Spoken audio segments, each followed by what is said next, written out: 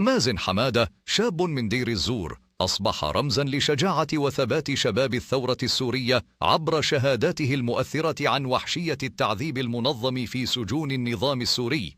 اعتقل مازن 3 مرات بين عامي 2011 و2014 حيث واجه وحشية النظام أثناء فترة اعتقاله.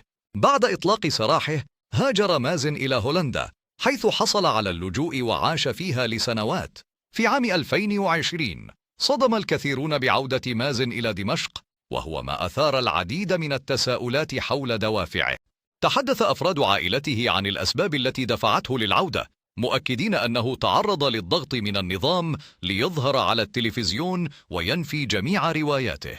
مازن الذي عاد بهوية جديدة كان ضحية مخطط خطير للنظام لإسكات صوته وفضح جرائمه. منذ لحظة وصوله إلى مطار دمشق اختفى أثر مازن، مما أثار مخاوف واسعة بين معارفه وأحبائه. بعد فترة تم العثور على جثته، وقد قتل مؤخرا تحت التعذيب الوحشي، مما أدمى قلوب كثيرين.